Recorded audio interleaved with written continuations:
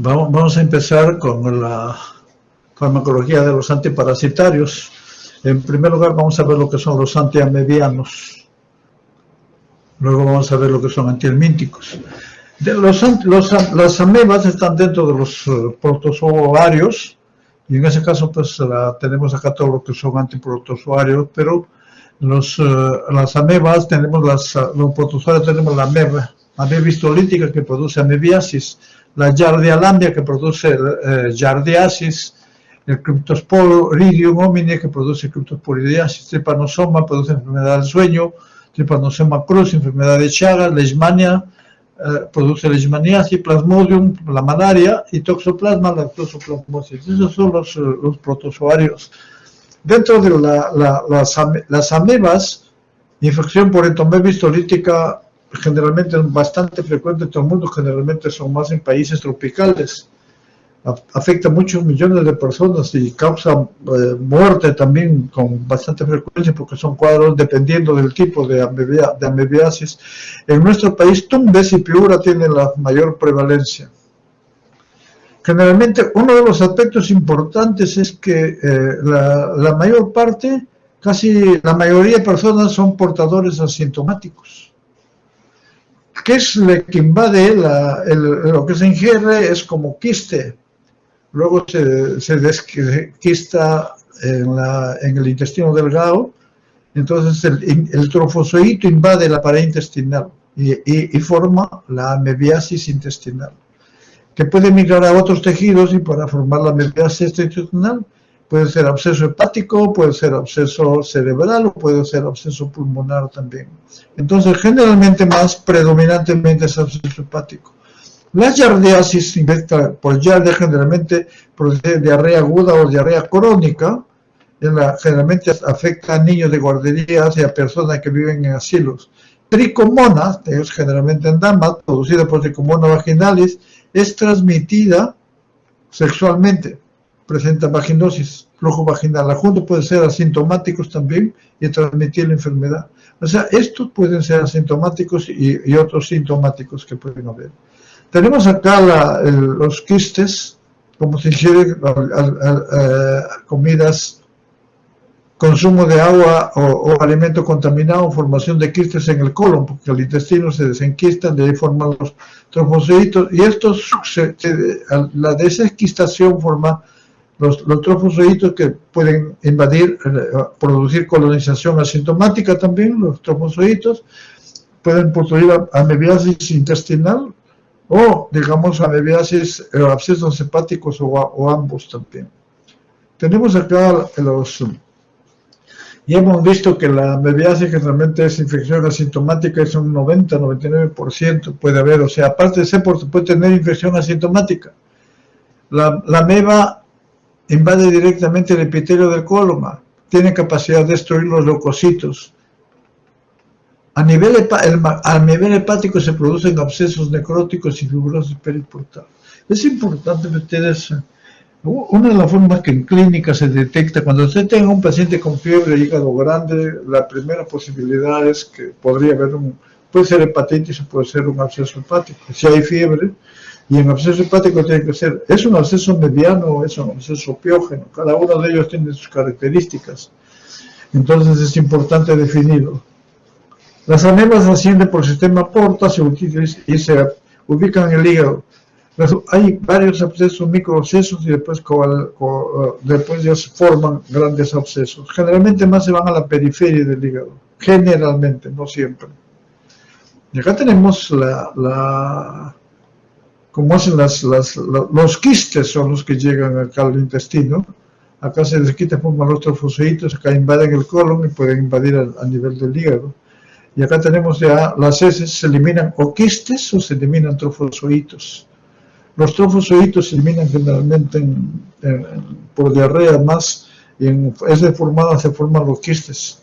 Y luego le van a formar ya los trofozoitos, de esos trofozoitos se van a formar quistes, etcétera, y estos quistes son los que se van a eliminar por eso.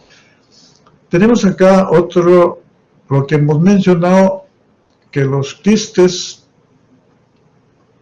los trofozoitos se eliminan por heces, los quistes se encuentran típicamente en heces formadas, en diarreas. La infección se produce por ingestión de quistes maduros, con alimentos ya hemos mencionado. La desenquistación se produce en el intestino delgado y se liberan trofozoitos, que migran al intestino grueso, se multiplican por fisión binaria y producen quistes. Ambas etapas se eliminan por heces. Esa es la forma como se...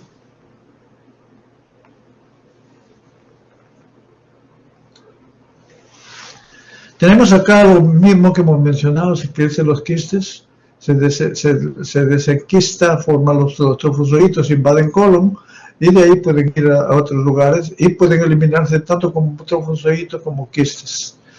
Y en ese contexto tenemos acá los medicamentos, o sea, que se utilizan, por ejemplo, para los medicamentos que se utilizan, los que tienen amebicidas sistémicos, cloroquina, generalmente se usa la cloroquina, ivermectina, pero esto más se usa, como vamos a ver, más en gestantes. Pero se usa amebicidas mixtos, o sea, tanto en el lumen como en el sistémico se utiliza el metronidazol, por ejemplo, y el tiridazol. Actúa a este nivel. Pero su acción es predominantemente más tisular que luminal. Tenemos acá los amebicidas de contacto, o sea, para la paramomicina, cuando la tenemos en nuestro medio, la dihidroxiquinoleína también. Entonces, en ese contexto tenemos acá los antiamebianos, tenemos acá la amebicida luminal, paramomicina, furbato de liloxanida y iodoquinol. Los amebicidas tisulares, tenemos metronidazol, amebicidas hepáticos, metronidazol y cloroquina, que es la que se utiliza más. Luego vemos acá los objetivos de la terapia antimicrobiana en amebas. Siempre es bueno que vean qué objetivos tienen y para que se cumplan esos objetivos, qué estrategias van a tener. Son eliminar los trofozoitos invasores, para eliminar los trofozoitos y erradicar el transporte intestinal del organismo. Entonces, que no se vayan a otro lugar. La infección asintomática puede ocurrir en el curso de detección, evaluación, o sea, no necesariamente se va a tener síntomas. Y las infecciones por entomelia histolítica deben tratarse inclusive sin síntomas, dado que el riesgo potencial de desarrollar una enfermedad invasiva. Los pacientes sin ninguna forma de síntoma o signo deben ser tratados con un agente intraluminal, o sea, la amebiasis asintomática o los portadores pueden ser tratados con intraluminal. ¿Cuáles son? Paramomicina, iodoquinol o furbato de diloxanida. Agentes intraluminales incluyen la paramomicina, acá está la dosis, furbato de diloxanida también. La paramomicina es segura durante el embarazo, estos no es muy seguro. Es seguro el embarazo. En infección sintomática ya requiere terapia sistémica. Esta es infección asintomática con los intraluminales y los sintomáticos ya con metronidazol. Cuando no funciona metronidazol o puede usar otra alternativa, incluye el tinidazol, es una alternativa, el ornidazol, el signidazol y la nitazoxanida, que esas son alternativas al metronidazol. Entonces, estos generalmente se utilizan 7 a 10 días. Y lógicamente en infecciones intraluminales hay que acompañarse con un tratamiento paramomicina, generalmente requiere, pero no la tenemos nosotros. En colitis, generalmente colitis o peritonitis o megacolon tóxico, que es una de las complicaciones severas de la amebiasis, hay necesidad de... ¿Qué pasa con eso? Ya hemos visto cuando hemos hablado de motilidad intestinal que existe la barrera intestinal que no permite el paso acá, pero si hay megacolon, hay peritonitis, ya perforó y hay un megacolon tóxico, prácticamente hay impermeabilidad de todos los gérmenes. Entonces, para lo más probable es que se infecten. Antibióticos empíricos de amplio espectro para una posible infección bacteriana superpuesta. Entonces, es decir, tratamiento, metronidazol y además para enterobacterias. Ya eso se elimina después. Y en algunos casos intervención quirúrgica para una colectomía en el contexto de un megacolon tóxico. Mira hasta dónde llega esto. Entonces hay que tener mucho cuidado. Cuando se tiene amebas hay que tratarlas. La amebiasis extraluminal, los pacientes con infección como absceso hepático amebiano requieren metronidazol junto con un tratamiento específico. Acá las dosis ya están, y el tiempo, esto lo revisan ustedes. Consideraciones especiales en pacientes gestantes, embarazadas. La colitis amebiana grave debido a ectomesis alítica puede causar morbilidad y posible mortalidad durante el embarazo. O sea, hay que tener mucho cuidado. Es importante confirmar como patógeno causante. O sea, tiene una colitis severa, con fiebre, con todo, hay que ver el patógeno, hay que hacer el coprocultivo o estudioinesis. Bueno, eso ya lo van a ver en clínica, qué estudios se piden. Para la colitis, para las mujeres embarazadas con colitis amebiana leve, no estamos hablando de severa, la evidencia de enfermedad está sin evidencia de compromiso extraluminal, preferimos tratamiento con paramomicina para evitar la toxicidad del metronidazol. La paramomicina es un aminoglicósido con mala absorción intestinal. No se recomienda diloxanida en el embarazo y el uso de iodoquinol es incierto. Entonces, si no hay mejoría clínica, se podría considerar tratamiento adicional con metronidazol, lógicamente, después de determinar los riesgos y beneficios para la madre y el feto. Entonces, lo otro es, en mujeres embarazadas con colitis amebiana grave, sugerimos metronidazol en lugar de paramomicina, porque la paramomicina puede haber ruptura de la pared intestinal con riesgo de absorción sistémica. Entonces, también es poco probable que la paramomicina sola sea eficaz en el contexto de enfermedad grave. Entonces reconocemos que el metronidazol en embarazo es controvertido, atraviesa la barrera y entra fácil. No hay estudios bien controlados que demuestren la seguridad, pero si es grave, no la voy a perder al paciente, tengo que le puedo dar el metronidazol y controlar. Porque ahí se pierde el paciente y se pierde el feto también.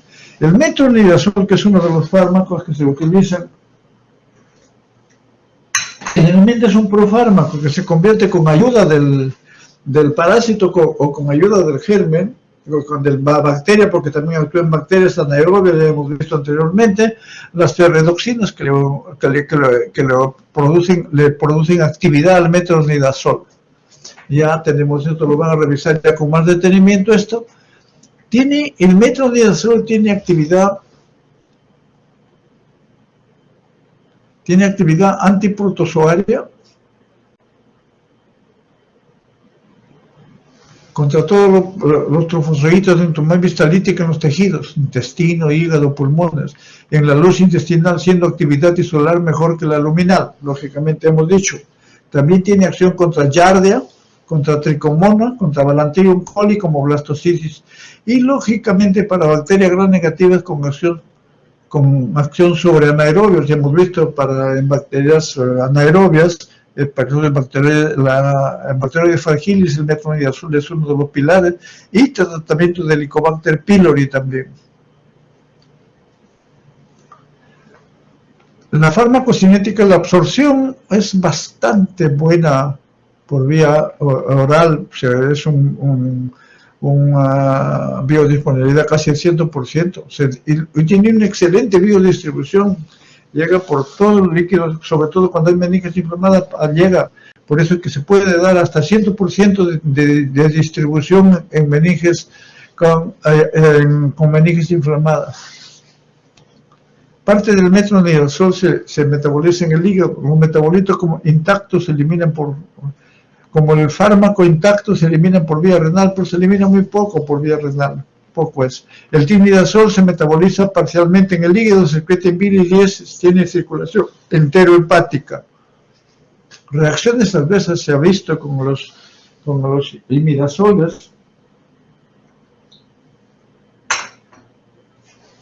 síndrome de Stevens-Johnson, necrosis epidérmica tóxica, leucopenia, meningitis, encefalopatía, todos, o sea, tiene reacción. Ya la neuropatía es la que se tiene más en cuenta, que la que salta más.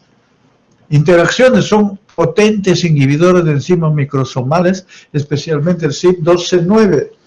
y potencian, lógicamente incrementan las concentraciones de warfarina, fenobarbital y fenilidandroína. Contraindicaciones en gestante, generalmente en primer trimestre, generalmente no se debe dar ahí. Usos: amebiasis sintomática, en stomatitis necrotizante, en úlcera duodenal por Helicobacter pylori, vaginosis por Gardnerella vaginalis. Enfermedad de Crohn también se utiliza muchas veces. Y esto es un cuadro que nos muestra que el tratamiento de metronidazol versus Vanco para Clostridium difficile. Ya hemos visto que el Clostridium difficile es un germen que es oportunista en el intestino, se encuentra en el intestino, en colon, y prácticamente, pero mayormente es saprofito, no es patógeno, generalmente.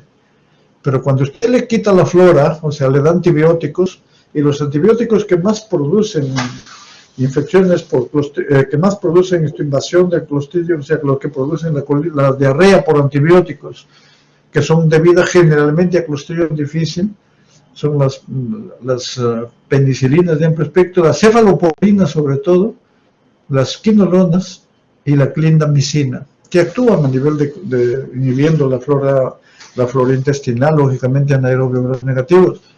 Cuando se da esos antibióticos, el riesgo que haya un Clostridium difficile. El Clostridium difficile produce toxinas, no invade, pero las toxinas son las que maltrata o invade o produce daño al intestino y elimina deposiciones con moco, con sangre, fiebre, de este cuadro sistémico, pero son por las toxinas. Por eso es que cuando uno da antibióticos a un paciente y hay diarreas y diarreas severas con sangre, generalmente hay que pedirle toxinas. Si las toxinas son positivas, porque el Clostridium en el compulsivo puede salir como portador, pero tienen que ser las toxinas. Tiene toxinas, entonces el tratamiento es con Vanco o con metronidazol, pero oral, porque hemos dicho, el germen está en el intestino, en el lumen. Si le da por vía venosa, de repente no llega en buenas cantidades. En algunos casos, para un paciente, recuerdo un colega, me dijo, no, por vía oral no me va a hacer nada. Toma, ya, que me apliquen por vía venosa, ya, que te apliquen por vía venosa, pero yo sí quiero que te den por vía oral, aunque te moleste un poco. Porque el vía oral, por esta razón, me entendió y ya bueno, le dimos solamente por vía oral. Y acá hay un tratamiento, una comparación de estudios sobre metronidazol y vancomicina en infecciones por Clostridium difficile. Esto ya tiene un poquito de tiempo que ahora han aparecido ya resistencia a Clostridium difficile, han aparecido, y eso es un problema de salud pública.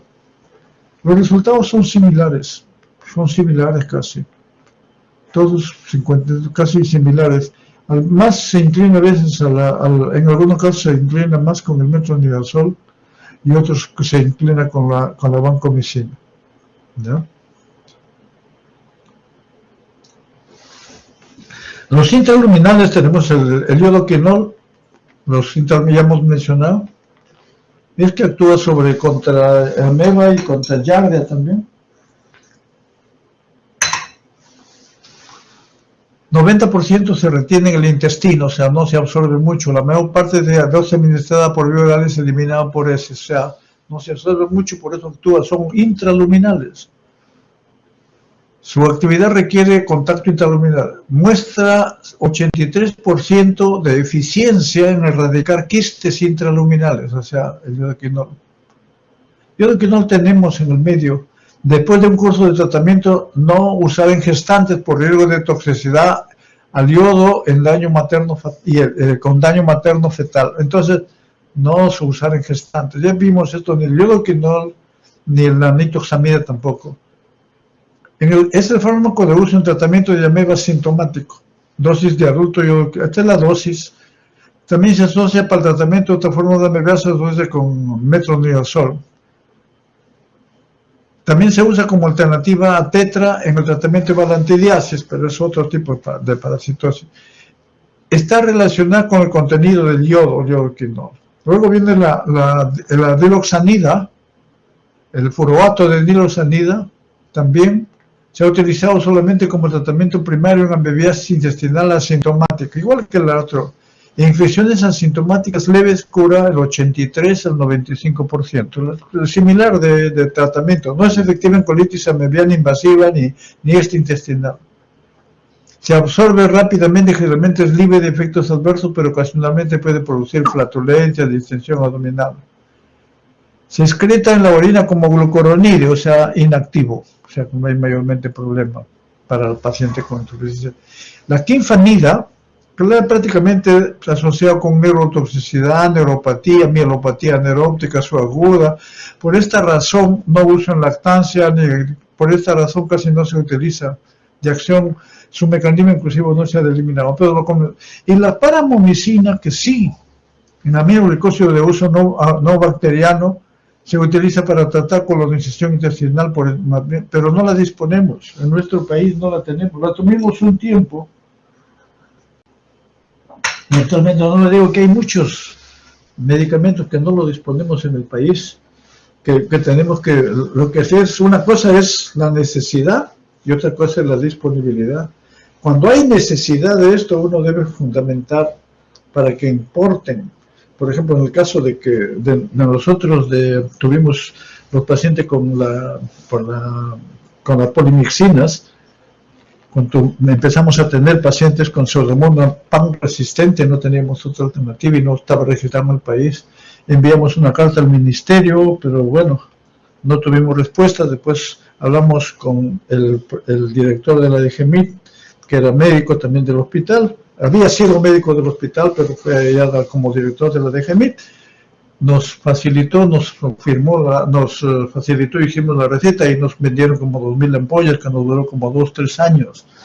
O sea, esa es necesidad, hay que ver la forma como conseguir medicamento.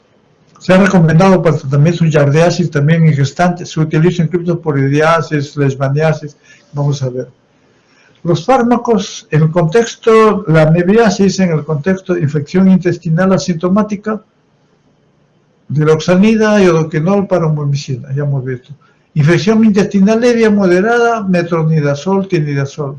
Infección intestinal grave, metronidazol y más fármaco intraluminal. Igualito en los dos. Y estos son los otros por las alternativas. Acá hay las alternativas. En el caso de intestinal grave, la hidroemetina en el absceso hepático, ornidazol, nitazosamida, en serie de casos, en gestante cloroquina, la que se da en gestante. Ahora tenemos lo que son los antihelmínticos. Generalmente tenemos los helmintos, los que son cilíndricos, los nematelmintos, los nematodes, que son intestinales y que son tisulares también. Y los platelmintos, que son aplanados, entre ellos tenemos la fasciola hepática, y los éstodes, con comidas contaminadas. Y entre los éstodes tenemos la teniazol. Primero vemos acá los cilíndricos, las caries lumbricoides, por ingestión por alimentos, tierra contaminada, con huevos embrionados. Enterobios veniculares es otro. Las uncinarias son importantes porque aparte de producir, ellos penetran, no entran con comida contaminada, sino penetran por la piel, llegan al pulmón y después de ahí pasan ya al intestino. Lo mismo el estrongeloide. Y las tisulares lavan migros. Pero las uncinarias, tanto el ancilostoma duodenal como el necrotero americano, son anemizantes. Y esto es importante. Hay que descartar uncinarias y otros parasitosis en niños que tienen anemia, o también algunos adultos. Si tienen esta anemia, podría ser por parasitosis o por mala ingestión o por pérdida, una serie de causas que hay en esto. Dentro de los platelmintos, ya los aplanados, tenemos las duelas, la esquitosoma, la fasciola hepática, que es contaminación de berros frescos, contaminados con larvas, penetran el intestino, invaden el hígado. Después tenemos los éstodes, comidas contaminadas. La Taenia solium, tiene el adulto, y la larva de cerdo es intestinal, lógicamente. Pero cuando ya invade sistémica, la invasión sistémica produce la famosa, la tenia solo neurotoxistercosis. Y la tenia saginata, que es la de vacuno, la tenia difolvotilato, tenia de peces. Emilolepis nana, que es una tenia nana, que llegan hasta adultos. Pero las tisulares tenemos el equinococo granulosos, que producen, que es tiratídico, que puede ser mononucleado o multinucleado, multiloculares, enfermedad diatídica. Estos, los perros y los caninos son los hospederos definitivos. Entonces los huevos de esos son los que contaminan, los producen la equinococosis granulosa. Y acá tenemos una lámina que nos orienta sobre relacionado como los parásitos están en el intestino, el ascaris, por ejemplo, está en el intestino los parásitos, ya las formas adultas. Luego acá tienen que los huevos que no son embrionados, prácticamente estos huevos son los que, vamos a ver, no fertilizados. Los fertilizados son los que llegan a contaminar y van a contaminar al ser humano. Los no fertilizados no tienen un desarrollo biológico normal. Entonces, esta es la ascaridiasis, que es una de las parasitosis frecuentes que vamos a ver luego en una lámina. Acá lo que es importante es mencionar que en una revisión sistemática y metaanálisis, lo podemos traducir como análisis de los análisis o estudios de los estudios clínicos. O sea, reúno 30, 40, 50, 100, 200 o 20 o 30 estudios clínicos y le hago una revisión de todos. Hago mis criterios de inclusión, exclusión, etc. Metaanálisis, análisis de los análisis. Con albendazol, mebendazol, pamoato pirantel, 96% con los dos, albe y mebendazol, y 93% con pamoato pirantel. Estas son las drogas de elección para las ascaridiasis. Pero la tasa de reducción de huevos fue más alta. O sea, una cosa es que reduzca la cantidad de huevos de ascaris y otra cosa es la curación, tratamiento, curación promedio. Entonces, albendazol 99%, mebendazol 98, 94%, que prácticamente conservan casi el mismo nivel. En mujeres embarazadas debe recibir tratamiento con pirantel, pamoato pirantel, debido a los posibles efectos teratogénicos asociados con los benzimidazoles.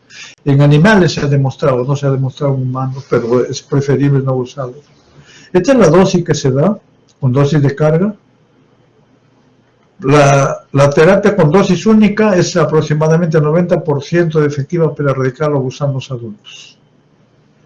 Pero en el contexto del tratamiento masivo, que tiene un programa de la Organización Mundial de la Salud, ellos dicen se usa el albendazol para gestantes, pero en segundo y tercer trimestre, en primero no. Sobre esto hay mucha controversia, todo, pero si es que hay que usarlo en cuadros ya severos, hay que usarlo. Agentes alternativos, para el tratamiento de ascaridiasis incluyen la ivermectina, nitazoxamida, piperacina y levamisol. Tenemos acá, en este cuadro que hemos mencionado, tenemos los helmintos, la ascaris es más frecuente, en millones en el mundo. Le siguen los anemizantes, los ancilostomas, trichuris, falarias, enterobios, los enterobios vermiculares, esquistosoma, triquineles, las tenias son menores. Entonces tenemos esto, y ahora tenemos la ivermectina, que es un antibiótico derivado de un streptomyces, se une a receptores de glutamato ligados a canales de cloro, pero no en el ser humano, sino solamente en el parásito, lo que produce parálisis y muerte del parásito. Se puede unir al receptor GABA, pero con afinidad 100 veces menor que con los parásitos. O sea, para filariasis efectiva contra nematodes intestinales, incluyendo ascaris, trichuris, enterobiasis, también ha sido efectiva para tratar la garganta, y también en ectoparásitos, escabiosis, garrapata, inefectiva contra anxilostomas, no actúa contra anxilostoma la ivermectina. Entonces, pero hemos visto cuál es el tratamiento de elección para ascaridiasis también. También ustedes recordarán que la ivermectina, si bien es cierto que se ha demostrado sensibilidad in vitro para COVID, pero no hay ningún estudio que se haya demostrado hasta la fecha, que ensayos clínicos bien hechos, ¿eh? Porque hay una serie de estudios que han demostrado que podrían ser, no ser. Todavía sigue la controversia, pero en términos generales no, la FDA ya se pronunció, y también la OMS, que no hay estudios como para decir que la ivermectina se puede utilizar en pacientes con COVID. La absorción sobre piel por vía oral y tópica sobre piel intacta. La biodisponibilidad aumenta con alimentos grasos. Con alimentos grasos la ivermectina tiene mejor biodisponibilidad. No atraviesa barrera hematoencefálica. Y por otro de los aspectos de la ivermectina es que justo por eso lo cuestionaban, se metaboliza por sí y puede haber interacciones medicamentosas. Por eso cuando lo asociaron ivermectina, a veces, algunos lo usaban con hidroxicloroquina, pero eso es un tratamiento, digamos, empírico, heroico, porque no debería ser, no hay nada demostrado al respecto. Reacciones adversas, fiebre, edema periférico. No debe ser administrado la ivermectina en gestantes y en niños menores de 2 años. Y a pacientes con enfermedad hepática, no administrado. La lactancia debe ser suspendida durante su uso porque alcanza las concentraciones de la ivermectina que llegan a secreción láctea son bastante altas, por eso es que debe suspenderse la lactancia. Usos: es droga de elección para tratamiento de oncocercosis y de estrongiloidiasis. Si bien es cierto que cubre, pero tiene reacciones adversas, que cubre ascaria lumbricoide, pero ya hemos dicho que ahí se utiliza el mebendazol, también la ascaridiasis, la rhamigras, cutánea, filariasis, pediculosis, tricefalosis. Los benzimidazoles, ahora sí, tiene tiabendazol, mebendazol, albendazol y tricabendazol. El tricabendazol que se utiliza para, digamos, es lo único que se utiliza para, ¿cómo se llama esto? Para fasciola hepática se utiliza el tricabendazol. Tiabendazol, mebendazol y albendazol hemos dicho que se utiliza para nematodes también. Estos ejercen su efecto antihelmíntico por unión a las beta-tubulinas libres y lógicamente conduce a la pérdida de energía y muerte del parásito. Los benzimidazoles hemos dicho que deben ser evitados en el embarazo cuando sea posible. Cuando se usa tratamiento masificado en programa, indica mebendazol deben ser usados en segundo y tercer trimestre. Esto ya lo vimos también. El albendazol tiene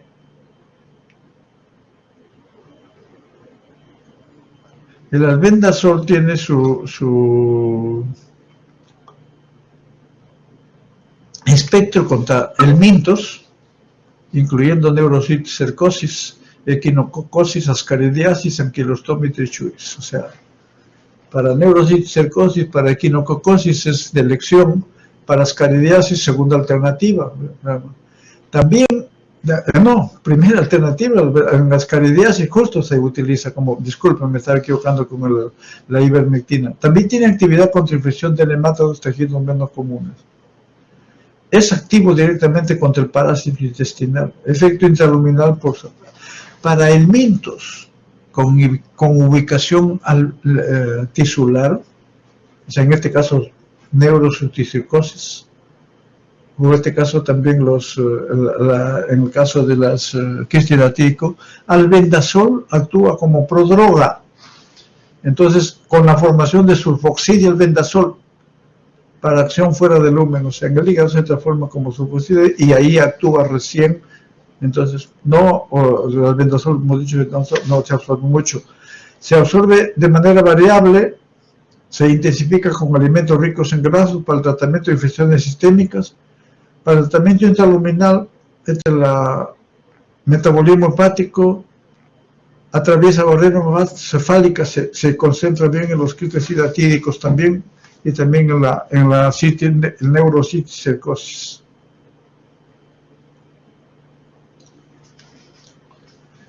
Las reacciones adversas del albendazol elevan las enzimas hepáticas, puede producir anemia plástica también, como ven, agranulocitosis, falla renal o hepática. Hemos visto, se informa o se reporta eritema multiforme. Steven Johnson especialmente se ha encontrado teratogenias en animales. No se recomienda el primer trimestre de gestación, ya mencionamos. Uso clínico del albendazol: cisticercosis, equinococcosis, albendazol, anquilostomas, ascaridiasis, enterobiasis también y trichuris trichura. Mebendazol tiene una absorción mínima. Entonces, la unión proteica es alta, atraviesa barrera hematocefálica, eliminación renal también. Su unión proteica es alta, es efectivo contra infecciones de nematodos intestinales y tisulares, incluyendo ascaridiasis también, enterobiasis, ancilostoma, trichuris trichuria. Entonces, para ascaridiasis, oxchurasis, uncinerasis también se utiliza el mebendazol. Como alternativa al tratamiento intraoculoide, Echinococcus toxocara se recomienda no usar en el primer trimestre de la gestación. Esto ya lo mencionamos. Y el tiabendazol, que prácticamente es activo, una variedad de nematodes, se absorbe bien por tracto gastrointestinal, debe administrarse después de las comidas, pero produce reacciones adversas, por eso es que ya no se usa mucho. Disturbios neuropsiquiátricos, visuales, reacción de hipersensibilidad, síndrome Steven Johnson y demás neurológico. Y es un potente inhibidor del CYP1A2. El triclavendazol, tratamiento de elección para fasciole hepática, que ya lo mencionamos antes. Su mecanismo de acción es similar a los otros benzimidazoles. No hay datos de seguridad en gestación. Se recomienda no usar en el primer trimestre. O sea, todos los nitromidazoles se recomiendan usar segundo y tercero, si es que hay que usarlo. Si no, se lo deja mejor, si es que no hay peligro. El pomato de pirantel para ascaris, enterobios, ancilostoma, necator americanos, induce parálisis neuromuscular. Trastornos gastrointestinales puede producir el pirantel, por eso hemos dicho, no se recomienda para uso en gestantes, no emplear justo con piperacina por su acción antagónica. El praziquantel, que es otro, tiene actividad contra anquilostoma, cestodes intestinales, o sea, neurocisticercosis, cisticercosis, neurocisticercosis. Su absorción es buena, con una biodisponibilidad del 80%. Gran parte tiene metabolismo primer paso con CYP3A4, por lo que solo pequeña porción se distribuye en forma inalterada en el sistema nervioso central. Esta es una de las razones por las cuales el praziquantel ya no es droga de primera elección, aunque con eso se empezó en el caso del tratamiento de neurocisticercosis. El paciente con neurocisticercosis cerebral puede exacerbar los síntomas, lógicamente porque destruye la liberación de sustancias del parásito, por eso puede, pero igual pasa, hay que tener cuidado no solamente con praziquantel, sino con el albendazol. Por eso que se administra en neurocisticercosis corticoterapia antes y después del tratamiento, y durante el tratamiento, usarse en deterioro hepático, lógicamente. Categoría B, en embarazo, praziquantel se puede dar, pero tratamiento de teniasis es alternativo al tratamiento de cisticercosis, el praziquantel. Ahora vemos acá las enterobiasis, ya mencionamos albendazol, mebendazol, pirantel, pamoato, como antes. Estos esquemas se han asociado con un 90-100% en numerosos estudios para evitar. Pero uno de los aspectos importantes en cuanto a la enterobiasis es que el tratamiento es masivo para toda la familia, porque hay una contaminación tremenda. El que tiene, prácticamente se le ve eso, se ven los ochuros, Se ven cuando se eliminan a veces, entonces el que tiene o se le hacen también nuestra determinación en heces, entonces de las formas infectantes, entonces prácticamente hay prurito anal y muy contagioso. En gestantes debe ser reservado para pacientes con sintomatología. El pirantel pomoato es preferible para tratamiento de enterobiasis sintomático. Trichuris, mebendazol, que se utiliza albendazol. En gestante, albendazol debe ser evitado durante el embarazo, particularmente el primer trimestre. Luego tenemos acá el equinococosis, el tratamiento también albendazol. Albendazol es el primario, pobremente absorbido, pero ya hemos dicho debe ser ingerido con alimento graso para incrementar su biodisponibilidad. En ausencia de albendazol, mebendazol puede ser usado, es menos absorbida que el albendazol, hay que la dosis cambia. En neurocisticercosis, prácticamente el tratamiento antiparasitario es beneficio potencial de la terapia antiparasitaria incluye reducción de los quistes, o sea, el objetivo incluye reducción de los quistes, prácticamente disminución del riesgo de convulsiones y reducción de recurrencia de hidrocefalia. Estos son, hay que ver porque estos casos neurosis puede producir hidrocefalia, riesgo de convulsiones también y potencial mayor de riesgo es exacerbación de los síntomas debido a la inflamación. Esto hemos dicho por ser usa corticoides. ¿Qué pacientes se seleccionan para la terapia antiparasitaria? En pacientes con quistes viables o degenerados en las neurosimágenes, hidrocefalia no tratada. Cuando hay esto hay que darle tratamiento. Alto número de quistes, presencia de lesiones calcificadas, pero mucho número. Esto es un poquito controversial, pero cuando hay poco, cuando hay muchos, sí se le da. Erección del régimen, albendazol, terapia combinada con praziquantel. Cuando se combina con praziquantel para pacientes con 2 quistes, el tratamiento es con albendazol, pero para los que tienen más de 2 quistes, el tratamiento es albendazol más praziquantel. Y se utiliza corticoides, terapia adjunta antes y durante la terapia antiparasitaria, porque hemos visto que la eliminación de estos gérmenes o de estos microbios, o sea, de estos quistes, prácticamente eliminan sustancias muy tóxicas. Entonces, para eso hay que dar terapia antes y durante el tratamiento con corticoides. Y con eso estamos terminando. No sé si hay alguna pregunta, por favor.